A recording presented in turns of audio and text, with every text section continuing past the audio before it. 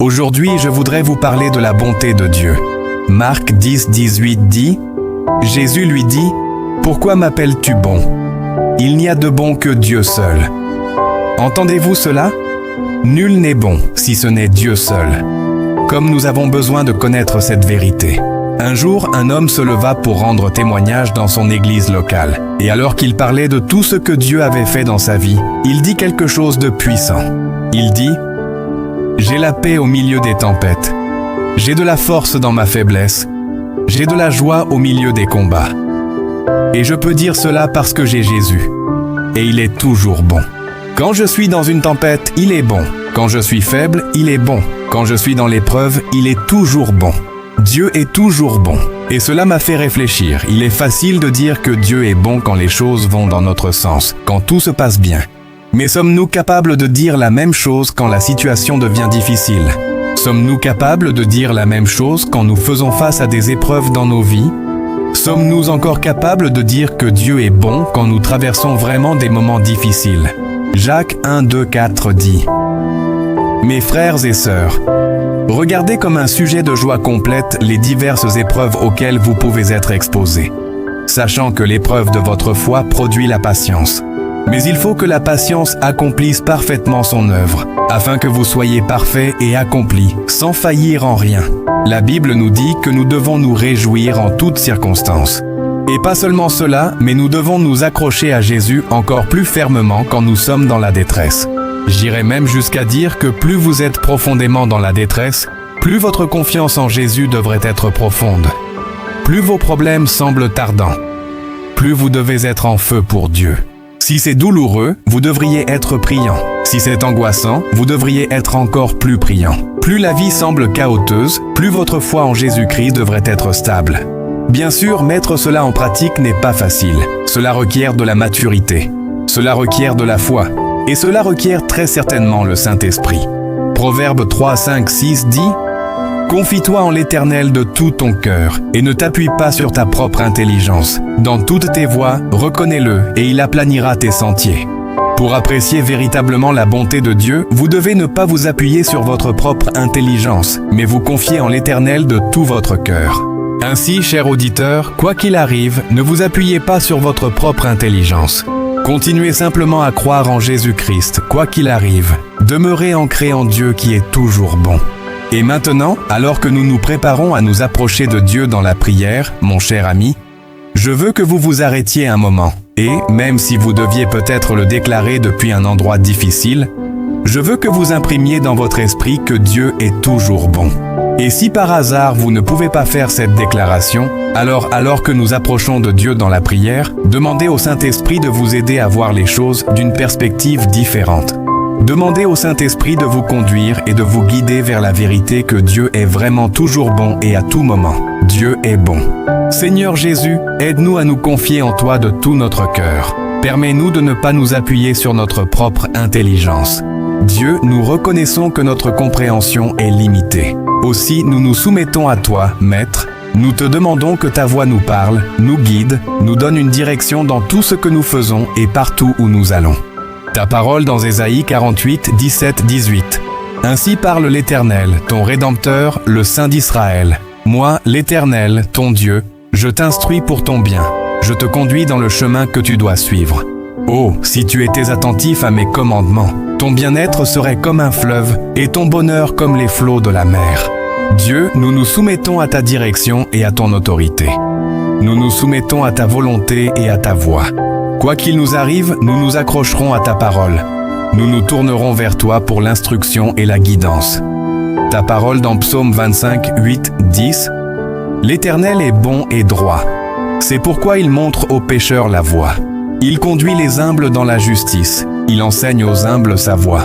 Tous les sentiers de l'Éternel sont miséricorde et fidélité, pour ceux qui gardent son alliance et ses commandements.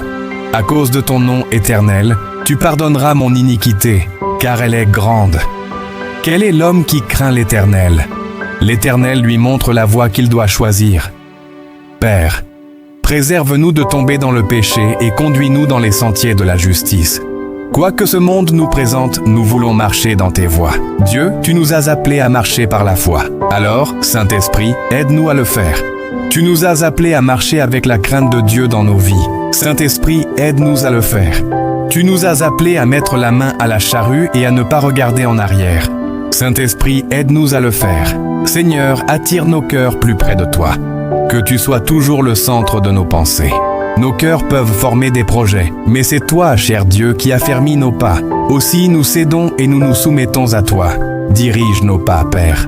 Ta parole dans Proverbe 16:2 dit « Toutes les voies de l'homme sont pures à ses yeux, mais celui qui pèse les esprits, c'est l'Éternel. » Aide-nous à nous garder des motifs impurs dans nos vies. Père, que nos voies ne nous semblent pas pures et innocentes à nos propres yeux. Mais puissions-nous parvenir à la réalisation que nous avons besoin de ton sang pour nous purifier. En vérité, Seigneur, je prie que tu pèses et examines les motifs et les intentions de nos cœurs. Si tu trouves que les motivations et les intentions de nos cœurs ne sont pas alignées sur ta parole, alors Père, que le Saint-Esprit nous convainque et nous conduise au changement et à l'obéissance. Seigneur, nous te remercions d'avoir exaucé cette prière. Nous te remercions pour ta bonté. Nous te remercions d'être fidèle constamment. Nous te remercions d'être un Dieu qui est toujours bon. Nous bénissons ton précieux nom, Roi Jésus. Amen. Mes frères et sœurs, en tant que fils et filles de Dieu, nous devons proclamer la parole de Dieu sur nos vies. Romains 15:13 dit « Que le Dieu de l'espérance vous remplisse de toute joie et de toute paix dans la foi, pour que vous abondiez en espérance, par la puissance du Saint-Esprit. » Ainsi, vous et moi devrions proclamer ce verset sur nos vies, et dire « Le Dieu de l'espérance me remplit de toute joie et de toute paix, parce que je me confie en lui et je déclare que ma vie déborde d'espérance par la puissance du Saint-Esprit. » Ésaïe 26:3 dit « À celui qui est ferme dans ses pensées, tu assures la paix, parce qu'il se confie en toi. » Faites de ce verset le vôtre et appliquez-le à votre propre vie. Je suis ferme dans mes pensées. Dieu me garde dans une paix parfaite parce que je me confie en lui. Psaume 103:1-5 dit « Mon âme bénit l'Éternel. Que tout ce qui est en moi bénisse son saint nom. Mon âme bénit l'Éternel et n'oublie aucun de ses bienfaits.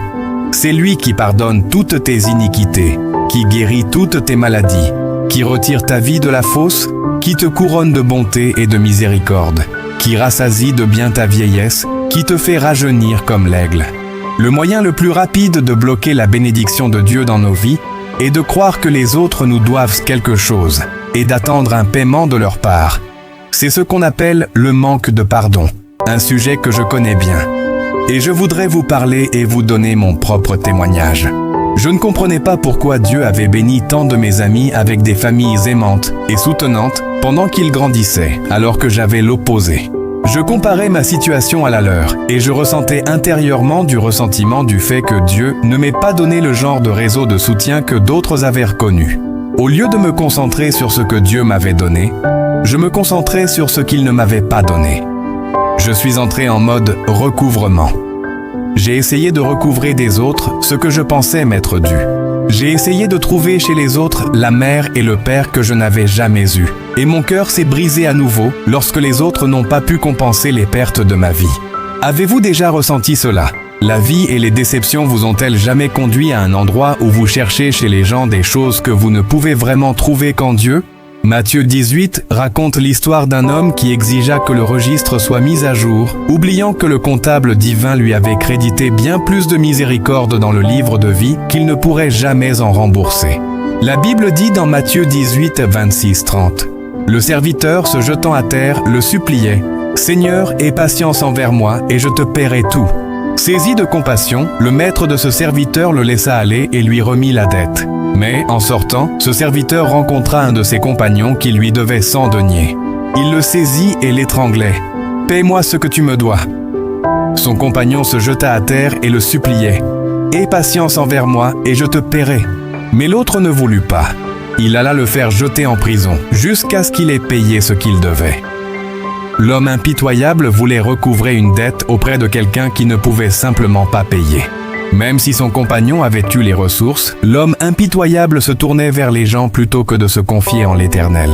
Jésus poursuivit en disant que lorsque le maître de l'homme impitoyable découvrit comment il avait traité son compagnon sans miséricorde alors que sa propre dette avait été annulée, il jeta l'homme en prison. Jésus dit que si nous ne pardonnons pas, nous ne serons pas pardonnés. En lisant cela, je réalisais à quel point j'étais devenu injuste, à quel point je m'étais enorgueilli, à quel point j'étais devenu semblable à l'homme impitoyable. Je me suis repenti et j'ai demandé à mon Père Céleste de me pardonner et de m'aider à pardonner aux autres. J'ai arrêté d'essayer de recouvrer des gens ce que je pensais m'être dû, ce que je pensais compenserait les blessures passées. Comme le dit Hébreux 12:2, j'ai les regards sur Jésus, le chef et le consommateur de la foi. Le chapitre juste avant, Hébreux 11:6 dit « Or, sans la foi, il est impossible de lui être agréable, car il faut que celui qui s'approche de Dieu croit que Dieu existe, et qu'il est le rémunérateur de ceux qui le cherchent. Dieu aime nous récompenser. Nous sommes ses enfants. Il nous bénit lorsque nous le cherchons premièrement, non les gens. Lorsque nous plaçons notre foi en lui, non en les gens. Lorsque nous l'aimons plus que tout ce qu'il peut nous donner. Un autre obstacle à la bénédiction de Dieu dans nos vies sont nos pensées. À quoi pensons-nous? Contrôlons-nous nos pensées ou est-ce nos pensées qui nous contrôlent? Luttons-nous avec l'inquiétude concernant les finances et ne pouvons-nous nous concentrer sur rien d'autre? Luttons-nous avec la solitude et ne trouvons-nous pas de joie dans notre situation? Luttons-nous avec un sentiment d'être piégés et avons-nous peur de perdre le contrôle? Notre Père Céleste est si gracieux. Il te voit, il me voit. Il voit nos luttes et veut nous aider avec nos pensées. Nous pouvons nous réveiller le matin et prier. Père Céleste, aide-moi à méditer ta parole aujourd'hui, à être reconnaissant pour ta grâce, pour ton amour, pour la vie éternelle, pour le salut par le sang versé de ton Fils Jésus-Christ. Psaume 19:14 dit « Que les paroles de ma bouche et la méditation de mon cœur soient agréables devant toi, Éternel, mon rocher et mon libérateur. » Quand j'ai réalisé que Satan voulait me faire croire que mes pensées me contrôlaient, au lieu de moi contrôler mes pensées, cela a complètement changé mon état d'esprit. J'ai découvert que je pouvais choisir ce à quoi je pensais. Alors, j'ai choisi de penser à des choses reconnaissantes. Merci mon Dieu de m'aimer. Merci mon Dieu de me sauver. Merci mon Dieu de veiller sur moi. Une fois que j'ai décidé que je n'allais pas permettre à mes pensées de me bloquer de la bénédiction de la justice, de la paix et de la joie de Dieu dans ma vie, j'ai fait quelques changements radicaux. Pour commencer, j'ai porté une attention particulière à ce que et à qui j'écoutais dans ma vie. Il y a eu des émissions de télé que j'ai arrêté de regarder.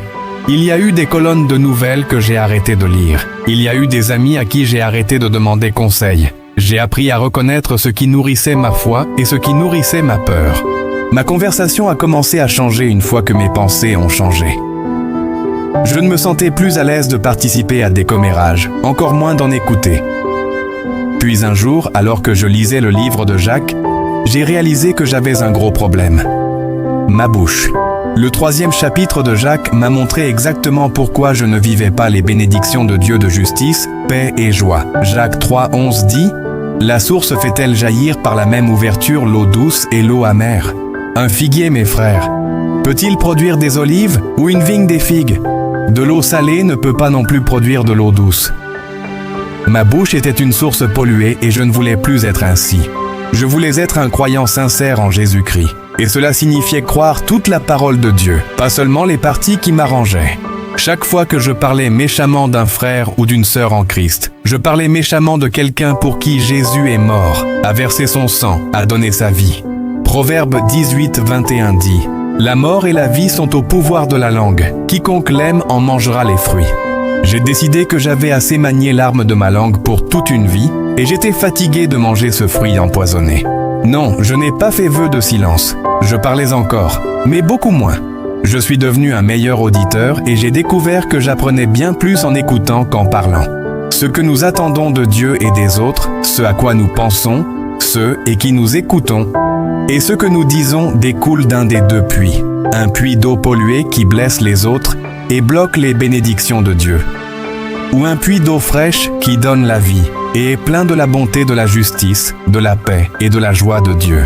Lorsque vous venez à Christ, beaucoup de choses se produisent. Matthieu 11:28 dit « Venez à moi, vous tous qui êtes fatigués et chargés, et je vous donnerai du repos. » Cela signifie qu'en Christ, il y a du repos. Cela signifie qu'il y a une liberté qui ne peut être atteinte que lorsque vous venez à Christ. La liberté vis-à-vis de l'inquiétude, la liberté de la condamnation éternelle, la liberté du piège du diable. Il y a de la liberté dans le Seigneur quand vous venez à Christ. Jean 14, 27 dit « Je vous laisse la paix, je vous donne ma paix. Je ne vous donne pas comme le monde donne. Que votre cœur ne se trouble point et ne s'alarme point. » Cela signifie qu'en Christ, il y a la paix. Il y a une paix inexplicable en Jésus. Un sentiment de calme et de tranquillité qui peut se trouver chez une personne même lorsque tout autour d'elle est chaotique ou hostile. Lorsque vous venez à Christ, Romains 10, 9, 10 dit « Si tu confesses de ta bouche le Seigneur Jésus, et si tu crois dans ton cœur que Dieu l'a ressuscité des morts, tu seras sauvé. Car c'est en croyant du cœur qu'on parvient à la justice, et c'est en confessant de la bouche qu'on parvient au salut. Cela signifie qu'en Jésus, vous avez un Sauveur qui vous justifiera. Ce qui signifie que lorsque vous acceptez Jésus-Christ comme votre Seigneur et Sauveur, il vous éloigne d'un état de péché et de mort, et par sa grâce et sa miséricorde, il vous donne l'opportunité et le don de la vie éternelle. Lorsque vous venez à Christ, la Bible dit dans Romains 8, 1, « Il n'y a donc maintenant aucune condamnation pour ceux qui sont en Jésus-Christ. » Il n'y a aucune condamnation en Jésus. Ce qui signifie que lorsque vous venez à lui, vous repentez et vous détournez de votre péché. Vous êtes déclaré non coupable. Vous avez été gracié. Il n'y a plus de honte sur vous désormais. Une fois que vous êtes en Christ, il n'y a plus d'opprobre, aucune accusation du diable ne tiendra. Il n'y a aucune condamnation en Jésus-Christ. Et lorsque vous saisissez vraiment la signification du mot « condamnation », alors vous pouvez commencer à apprécier à quel point on peut trouver de bonté en Jésus. La Bible dans Apocalypse 12, 10 dit « Et j'entendis dans le ciel une voix forte qui disait « Maintenant le salut est arrivé, ainsi que la puissance, le règne de notre Dieu et l'autorité de son Christ. Car il a été précipité, l'accusateur de nos frères, celui qui les accusait devant notre Dieu jour et nuit. Le diable est désigné comme l'accusateur des frères, ce qui signifie qu'il tente de nous accuser de péché, de honte et de culpabilité. L'intention du diable est de nous condamner. Mais en Christ, nous sommes acquittés de toutes les charges et trouvés non coupables. Nous sommes vraiment justifiés lorsque nous venons à Christ. Jean 1, 11 dit « Elle est venue chez les siens, et les siens ne l'ont point reçue. » Toi et moi, nous ne connaîtrons peut-être jamais le niveau de rejet que Jésus a connu. Cependant, d'une manière ou d'une autre, à un moment donné de votre vie, vous ferez l'expérience du rejet. Quelqu'un pensera que vous n'êtes pas assez bien. Quelqu'un ne vous accordera pas de temps parce qu'il ne vous trouve pas assez important à ses yeux. Tout le monde dans ce monde a sa propre histoire à raconter. Et vous ne trouverez jamais de pénurie de gens qui pourront témoigner qu'à un moment donné de leur vie, ils ont eu l'impression d'être seuls. Ils ont eu l'impression d'être seuls, même entourés d'amis ou de famille. Ils se sont sentis isolés, même s'ils recevaient encore des appels téléphoniques et des textos d'autres personnes de leur vie. Le rejet est un sentiment réel que beaucoup de gens éprouvent. C'est une expérience accablante. Mais pour le croyant qui a été rejeté, je veux vous parler et vous dire que votre réalité est en fait à l'opposé du rejet. En Jésus, vous êtes accueillis. En Jésus, vous êtes acceptés. La parole de Dieu dit dans 2 Corinthiens 6, 18 « Je serai pour vous un père, et vous serez pour moi des fils et des filles, dit le Seigneur Tout-Puissant. » C'est là de l'acceptation. La parole de Dieu dit dans Jean 1, 12, 13 « Mais à tous ceux qui l'ont reçu, à ceux qui croient en son nom, elle a donné le pouvoir de devenir enfants de Dieu, lesquels sont nés, non du sang, ni de la volonté de la chair, ni de la volonté de l'homme, mais de Dieu. » C'est encore une fois de l'acceptation. Vous êtes acceptés et accueillis par Dieu. Alors écoutez-moi attentivement. Dans ces moments où vous vous sentez seul, en ces occasions où vous êtes rejeté par d'autres personnes, la première chose que je veux que vous sachiez est que Christ est mort pour nous alors que nous étions encore pécheurs. Il vous a aimé avant même que vous soyez sauvés. Il vous a accepté quand vous ne l'acceptiez pas. Et la deuxième chose est que le rejet de l'homme peut parfois être une bénédiction déguisée. La personne qui vous rejette, Dieu aurait vu que plus tard, cette personne vous aurait blessé. Le rejet que vous ressentez aujourd'hui vous fera chercher ailleurs des opportunités, chercher ailleurs des ressources. Et en cherchant ailleurs, vous trouverez que Dieu avait une plus grande bénédiction en réserve, une plus grande percée planifiée et une meilleure opportunité en tête pour vous. Alors souvenez-vous que vous n'êtes pas rejeté par Jésus-Christ. Vous êtes en fait accueilli par lui. Vous n'êtes pas rejeté par Jésus-Christ, mais vous êtes en fait pardonné et invité à demeurer sous son ombre protectrice et à passer toute l'éternité avec lui. Vous n'êtes pas rejeté par Jésus-Christ, mais vous êtes en fait aimé par lui. Maintenant, je veux développer ce point concernant l'amour de Dieu. 1 Jean 4, 9, 11. L'amour de Dieu a été manifesté envers nous en ce que Dieu a envoyé son Fils unique dans le monde, afin que nous vivions par lui. Et cet amour consiste, non point en ce que nous avons aimé Dieu, mais en ce qu'il nous a aimés et a envoyé son Fils comme victime expiatoire pour nos péchés. Bien-aimés, si Dieu nous a ainsi aimés, nous devons aussi nous aimer les uns les autres. L'amour de Dieu est divin. Il est vrai et il est éternel. L'amour de Dieu est réel. Il est fort et il est pur. L'amour de Dieu est inconditionnel. Il n'a pas de limite. Il n'a pas de limitation. En fait, la Bible va jusqu'à affirmer que si grand est l'amour de Dieu que Jean 3,16 dit « Car Dieu a tant aimé le monde qu'il a donné son Fils unique, afin que quiconque croit en lui ne périsse point, mais qu'il ait la vie éternelle. » L'amour de notre Dieu Tout-Puissant est caractérisé par la grâce, le pardon et la miséricorde. Son amour divin est éternel et c'est un amour sacrificiel. Il a donné son Fils unique pour nous. Si grand était son amour, si grand est son amour. Je dis cela afin que vous puissiez reconnaître l'amour du Seigneur sur votre vie. Ouvrez les yeux et voyez que Dieu, dans son amour, vous protège. Dans son amour, il pourvoit toujours à vos besoins. Il vous pardonne toujours. Alors je vous encourage à le louer pour sa constance. En tant qu'humains, nous pouvons parfois être si inconstants. Chaud un moment et froid le suivant. Une vie de prière forte aujourd'hui et une faible demain. Nous pouvons parfois être incroyablement inconstants quand il s'agit de vivre justement parce que nous sommes tous pécheurs. Cependant, en plus de chercher le pardon du Seigneur, louons-le d'être constant, de ne jamais changer. Louez-le et rendez-lui grâce pour être toujours bon, pour être toujours aimant, pour être toujours bienveillant malgré nos propres inconstances. La chose la plus merveilleuse que nous ferons jamais est de découvrir la volonté de Dieu pour nos vies et de la suivre. Quelle chose merveilleuse ce serait d'entrer et de marcher dans la volonté de notre Père aimant et plein de grâce. Et quand je parle de la volonté de Dieu, je veux dire tout, depuis les personnes que Dieu veut que nous fréquentions, la bonne Église et le foyer spirituel pour nous, jusqu'à être également unis à un conjoint qui aide et soutient notre appel. Cependant, une chose que vous découvrirez, c'est que la volonté parfaite de Dieu n'est pas comme un compte Instagram. Ce n'est pas parfait comme une image sans défaut. Ce n'est pas le cas. Dieu est Dieu et oui, il est bon, mais notre vie est aussi réelle. Parfois, votre vie est excitante et parfois, il y a des jours difficiles remplis d'échecs, des jours où la peur attaque ou peut-être que vous vivez une grande perte. Malgré les expériences contrastées que nous pouvons avoir dans cette vie, je veux que vous sachiez et croyiez que Dieu fait concourir toutes choses au bien de ceux qui l'aiment. Dieu tisse ce mauvais jour avec ce bon jour. Il prend cette blessure et ce souvenir et le connecte à cette leçon et cette personne. Entendez-moi quand je dis que Dieu est pleinement en contrôle. Il prend cette situation qui semble sombre et morne dans votre vie, cette pression, cette incertitude, et il l'utilise pour vous apprendre, pour briser votre orgueil et votre entêtement, afin que votre caractère se développe en quelqu'un qui peut être productif pour son royaume. Alors à la mère qui est dans un état d'inquiétude, au père qui fait de son mieux pour ne pas montrer le stress qu'il subit, à la femme qui se sent rejetée, ou à l'homme qui n'a tout simplement pas beaucoup d'espoir pour l'avenir, je voudrais vous donner une parole d'espérance.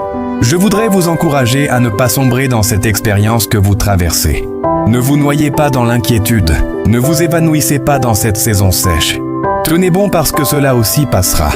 Bien sûr, vous n'avez pas toutes les réponses maintenant. Mais lorsque vous croyez que Dieu ouvrira une voie quand il semble n'y avoir aucune issue, alors chaque expérience que vous traversez, peu importe sa difficulté, peu importe son apparence désespérée aux yeux naturels, tendez la main et accrochez-vous à cette parole de Dieu qui dit « Nous savons du reste que toutes choses concourent au bien de ceux qui aiment Dieu, de ceux qui sont appelés selon son dessein. » Il y a un but à cette saison. Soyez forts dans le Seigneur et croyez qu'il est en train de préparer quelque chose dans cette saison que vous traversez. Ésaïe a compris ce concept de Dieu mélangeant et tissant toutes ces expériences que nous avons dans la vie. Dans Ésaïe 63, 14, le prophète se souvient du peuple allant de l'Égypte à la terre promise. Il dit « Comme la bête qui descend dans la vallée, l'Esprit de l'Éternel lui donna du repos. C'est ainsi que tu as conduit ton peuple pour te faire un nom glorieux. Ainsi, permettez-moi de vous rappeler, peuple de Dieu. Indépendamment du fardeau auquel vous faites face, Indépendamment de la lutte dans laquelle vous êtes, le Seigneur vous a à cœur. Dieu a promis d'être avec vous. Quoi qu'il vous arrive, le Seigneur nous a promis dans sa parole et a dit « Je ne te délaisserai point et je ne t'abandonnerai point ». Alors, si vous êtes timide ou effrayé, prenez courage. Le Seigneur a dit qu'il ne vous délaissera jamais. Si vous avez honte de votre péché, si vous vous sentez mal et rempli de remords, repentez-vous et prenez courage. Dieu ne vous délaissera jamais. Si vous vous sentez non qualifié, prenez courage. Dieu ne vous délaissera jamais. Cette promesse est vraie aujourd'hui et demain et après-demain et tous les jours après cela. Vous et moi ne pouvons pas survivre à la miséricorde de Dieu. Nous ne pouvons pas survivre aux promesses de Dieu. Elles nous survivront toujours parce que sa parole demeure vraie pour toujours. Quel est notre caractère? Quel est notre style de vie? Vivons-nous d'une manière qui est agréable à Dieu? Remportons-nous la victoire sur ces combats privés auxquels nous faisons tous face? Mes actions correspondent-elles à ma foi? Mes mots correspondent-ils à la parole de Dieu? Est-ce que je récite des versets bibliques, mais quand il s'agit de les mettre en pratique, je ne les suis pas? Ma vie correspond-elle à l'attente de Dieu envers un croyant qui marche par la foi? Et je vous encourage à prier pour que le Seigneur ouvre vos yeux, afin que vous puissiez vraiment vous examiner vous-même. Lorsque vous vous ouvrez à la correction, vous trouverez que le Saint-Esprit commencera à vous convaincre de plus en plus. Vous commencerez à voir que vous ne pouvez pas vivre comme ça. Vous ne pouvez pas continuer à vivre en connaissant la parole de Dieu, mais sans agir en conséquence. Vous ne pouvez pas continuer à dire que vous aimez Jésus, mais haïr Jeannette en bas de la rue. Vous ne pouvez pas continuer à dire « Seigneur, Seigneur », mais secrètement convoiter la femme de votre prochain. Nous devons nous examiner nous-mêmes parce que Dieu n'est pas à prendre à la légère. Il n'est pas un Dieu que vous pouvez simplement mélanger à vos affaires. Vous ne pouvez pas avoir un pied dans les choses de Jésus-Christ et un pied dans ce monde. Examinez ce que vous tolérez, saint, parce que Dieu ne tolère pas un dilettante ou un chrétien tiède. Il ne tolère pas celui qui touche à un peu de sainteté et puis à un peu de péché. Vous ne pouvez pas simplement mélanger Dieu avec tout le reste dans le monde. Il est Dieu au-dessus de tout. Mais les exigences de cette vie peuvent nous empêcher de nous auto-réfléchir. Vous voyez, la vie a une façon de nous pousser en avant par toutes ces demandes. Mais il est si important pour nous de regarder dans le miroir et de tenir le standard qu'est la parole de Dieu, puis de nous comparer et de voir comment nous nous alignons. Parce que si la Bible dit « priez sans cesse », mais que vous pouvez clairement voir dans votre propre vie que vous ne priez pas, eh bien maintenant vous avez quelque chose pour vous présenter devant Dieu. Maintenant vous avez une demande de prière qui devrait être « Seigneur, aide-moi à prier constamment ». Voyez-vous comment l'autoréflexion peut vous aider, saint? Lorsque nous nous présentons devant Dieu avec un cœur humble et soumis, c'est là que la transformation peut avoir lieu dans sa présence. C'est un endroit où nous pouvons être honnêtes sur ce qui nous manque et où nous devons nous améliorer. Dieu veut que nous soyons réels et honnêtes. Et il veut que nous regardions de près dans ce miroir de temps en temps et que nous nous examinions nous-mêmes. Quel est notre caractère? Quel est notre style de vie? Vivons-nous d'une manière qui est agréable à Dieu? Remportons-nous la victoire sur ces combats privés auxquels nous faisons tous face? Pour ma part, je suis désireux d'avoir une relation plus profonde et plus proche avec Dieu. Je veux atteindre le niveau où je peux avoir une expérience du buisson ardent. Je désire atteindre le niveau où je peux entrer dans la fosse au lion des problèmes de la vie et savoir que je ne serai pas ébranlé. Je ne serai pas secoué. Je n'aurai pas peur. Je désire être un serviteur dans le royaume de Dieu, vivre une vie de but afin que j'entende les paroles « C'est bien, bon et fidèle serviteur ». C'est mon désir. Et mes frères et sœurs, je ne suis pas naïf quant aux voies de l'ennemi. Il ne va pas simplement se mettre de côté et me laisser atteindre un niveau de foi plus élevé ou une vie de prière améliorée. Je suis pleinement conscient qu'il concevra des stratagèmes. Des stratagèmes conçus pour me décourager et me distraire. Des stratagèmes conçus pour me faire douter. Des stratagèmes qui viennent me tenter pour que je tombe hors de la volonté de Dieu pour ma vie. Mais même alors, je n'ai pas peur. Je ne vis pas dans la peur, ni ne suis anxieux, car plus grand est celui qui est en moi que celui qui est dans le monde. Ainsi, Dieu peut m'élever à un nouveau niveau, et le diable pourrait augmenter son opposition, mais j'ai la victoire par Jésus. Je revêtirai l'armure complète de Dieu en tout temps. Je prendrai les jours un à un, et serai confiant que celui qui a commencé en moi cette bonne œuvre la rendra parfaite pour le jour de Jésus-Christ. Avez-vous déjà prononcé ces 4 mots? Seigneur, soutiens-moi. Ou avez-vous déjà prié silencieusement et dit « Sois avec moi, Jésus » ? Ou peut-être « Seigneur, donne-moi de la force ». C'est incroyable comment 4 mots simples peuvent en dire long. Vous voyez, j'ai réalisé quelque chose. En grandissant à la fois en âge et en maturité spirituelle, mon besoin du Seigneur a augmenté. Mon besoin qu'il soit avec moi a augmenté. Mon besoin que le Seigneur se tienne à mes côtés a augmenté. Et voici pourquoi j'ai un tel besoin de Jésus.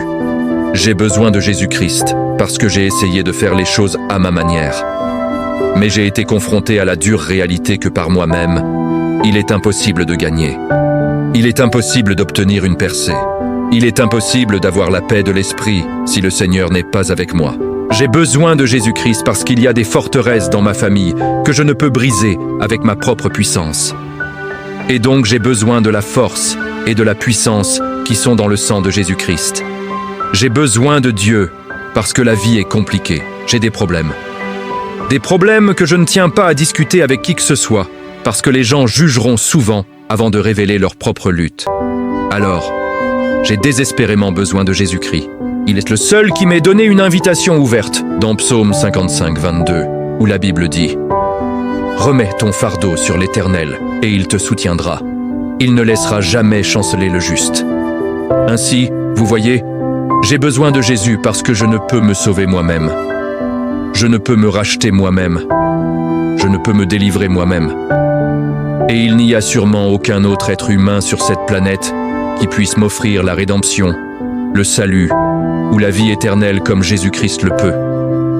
Alors, je dois être honnête. Parfois, quand les choses sont difficiles, je me surprends à dire et prier 4 mots simples encore et encore. « Sois avec moi, Jésus. Sois avec moi, Seigneur. » Parfois, quand je suis tenté, je me surprends à prier silencieusement. « Donne-moi de la force, Seigneur. » Et si vous pouvez vous identifier à ce que je dis, alors je vous encourage à vous lever, enfants de Dieu. Tenez ferme dans la parole du Seigneur. Prenez ces choses qui vous pèsent. Prenez ces fardeaux qui vous affaissent les épaules et confiez-les à Jésus-Christ. Psaume 121, 1, 2 dit « Je lève mes yeux vers les montagnes. D'où me viendra le secours? Le secours me vient de l'Éternel, qui a fait les cieux et la terre. » Ceci est vrai pour vous et moi aujourd'hui. Notre secours vient de l'Éternel. Je veux vous encourager à prendre note de la méthode de David. Il a crié à l'Éternel. Alors avant de regarder ailleurs, avant de vous tourner vers quelqu'un d'autre, avant de commencer à tirer des conclusions sur pourquoi ceci arrive et pourquoi cela n'arrive pas, criez à l'Éternel pour vous-même. Tendez la main vers le nom qui est au-dessus de tout autre nom, le nom de Jésus-Christ. Invoquez le lion de la tribu de Juda. Invoquez celui qui marche sur l'eau, celui qui peut parler au vent et il obéit. Parce que si vous ne le faites pas, comment allez-vous percer cette barrière que vous affrontez? Comment allez-vous traverser ce combat si vous ne criez pas au Prince de la paix? Je vous encourage à appeler Dieu Tout-Puissant, celui qui est, qui était et qui vient. Quand c'est un combat de simplement lire la parole, quand c'est un combat de prier, alors criez simplement à Jésus, celui qui commande à des millions d'anges, celui qui a les clés de la vie et de la mort entre ses mains. Quelle que soit la situation à laquelle vous faites face aujourd'hui, quelle que soit la circonstance ou la situation, Dieu veut que vous l'appeliez. Jérémie 33, 3 dit « Invoque-moi et je te répondrai. Je t'annoncerai de grandes choses, des choses cachées que tu ne connais pas. » Psaume 50, 15, la Bible dit « Invoque-moi au jour de la détresse, je te délivrerai et tu me glorifieras. » Et ainsi, je veux vous encourager quand vous regardez la parole de Dieu, quand vous regardez ses promesses, il dit « Confie-toi en moi dans tes moments de détresse et je te délivrerai. » Il dit « Demeure en moi et je te restaurerai. » Il dit « Venez à moi, vous tous qui êtes fatigués et chargés, et je vous donnerai du repos. » Alors, que votre espérance soit trouvée en Dieu. Il a la solution parfaite à chaque fois.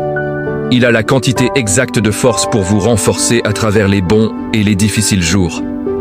Alors je vous encourage aujourd'hui à changer votre propre perspective. Priez que Dieu vous donne une perspective fixée sur lui. Puissiez-vous voir vos problèmes à travers la lentille de la foi et vous concentrer à nouveau sur Romains 8:28, qui dit « Nous savons du reste que toute chose concourt au bien de ceux qui aiment Dieu, de ceux qui sont appelés selon son dessein. » La peur est le contraire de la foi. La parole de Dieu nous appelle à vivre par la foi et à croire que Dieu est en contrôle total.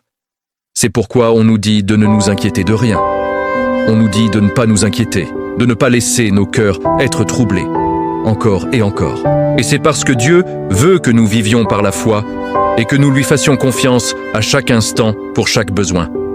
Mais le diable, lui, veut le contraire absolu pour vous et moi. Il ne veut pas que nous vivions par la foi. Alors, il introduit la peur. Et quand vous commencez à vivre avec l'esprit de peur dans votre vie, vous commencez à aller à l'encontre de la parole de Dieu et vous êtes rempli d'anxiété. Vous vous inquiétez de ce que vous mangerez et boirez. Et bien sûr, votre cœur est troublé. C'est le dommage que l'esprit de peur apporte. Regardez ce à quoi la Bible nous appelle. La Bible nous appelle à être courageux. La peur est le contraire de cela. La Bible nous appelle à être audacieux. La peur est le contraire. La Bible nous appelle à faire confiance à Dieu. La peur est le contraire parce que vous doutez que Dieu puisse être digne de confiance pour ce qui vous inquiète. C'est pourquoi le diable aime introduire la peur dans la vie des gens. Cependant, laissez-moi vous dire ceci. S'il y a une chose que le diable ne supporte pas, c'est un homme ou une femme qui rejette l'esprit de peur. Une personne qui n'est pas intimidée par ce qu'elle voit, mais quelqu'un qui est gouverné par la parole de Dieu. Le diable n'est pas de taille face à un croyant qui ose croire que rien n'est impossible à Dieu. Le diable ne peut pas gagner quand il affronte un croyant qui ose croire la parole de Dieu. Certaines de nos plus grandes bénédictions nous parviennent quand nous osons croire. Certaines de nos plus grandes percées n'arrivent qu'une fois que nous osons croire. Il n'y a pas de limite à laquelle Dieu n'est pas prêt à aller pour non seulement répondre, mais dépasser vos attentes, si vous êtes prêt à croire qu'il peut faire ce qu'il dit pouvoir faire. La traduction amplifiée du psaume 34:8 dit « Oh, goûtez, et voyez que l'Éternel est bon, heureux l'homme qui cherche en lui son refuge. » Ainsi, votre rapport médical peut dire une chose, mais la parole de Dieu dit « Mais il était blessé pour nos péchés, brisé pour nos iniquités. » Le châtiment qui nous donne la paix est tombé sur lui et c'est par ses meurtrissures que nous sommes guéris. Les faits peuvent être que vous n'avez pas la formation, l'éducation ou les compétences pour ce poste. Mais la parole de Dieu dit dans Psaume 90:17 que la grâce de l'Éternel, notre Dieu, soit sur nous. Affermis l'ouvrage de nos mains, oui, affermis l'ouvrage de nos mains. Quand les circonstances sont contre vous, confiez-vous aux promesses de Dieu pour votre vie. Quand vous êtes confronté par la peur, c'est le moment où vous devez dire « Dieu, je crois que tu es plus grand que ce que je vois devant moi. Tu es plus grand que les faits de ce monde. Je ne vois pas de chemin, mais je sais que tu peux encore ouvrir une voie. » Cher ami, ayez l'état d'esprit qui dit « Je n'ai pas besoin d'avoir toutes les réponses parce que je connais celui qui connaît toutes les réponses. Je n'ai pas besoin de savoir quel est le plan parce que je connais le planificateur, le Dieu qui orchestre tout. Je n'ai pas besoin de savoir le pourquoi si je connais le qui. Je n'ai pas besoin de savoir le comment parce que je le connais. Alors entendez-moi aujourd'hui. Osez croire en Dieu et il ne vous laissera pas tomber. Tout au long de votre vie, vous allez rencontrer des défis et des moments qui vous mettront à l'épreuve. Il viendra un temps où vous serez testé. Et c'est dans cette saison que vous devrez décider de vous accrocher à quelque chose. Vous vous accrochez soit à Jésus, soit vous vous accrochez à des amis et des membres de la famille, à des pères et des collègues. Vous vous accrochez soit à Jésus, soit vous vous accrochez à chaque parole que dit le médecin ou à l'opinion experte de l'homme. Je vous encourage à choisir le Seigneur. Accrochez-vous à Jésus-Christ avant d'écouter la sagesse mondaine de ceux qui prétendent tout savoir. Ce n'est que lorsque vous osez aller à l'encontre des attentes du monde et que vous vous tenez avec Jésus-Christ que vous pouvez véritablement expérimenter une vie avec la victoire. Ainsi, au milieu de tout, au milieu de ceux avec quoi vous luttez, Dieu vous dit de croire. Croyez en lui parce que, dans sa parole, il a dit qu'il a des projets pour vous. Des projets de prospérité et non de malheur.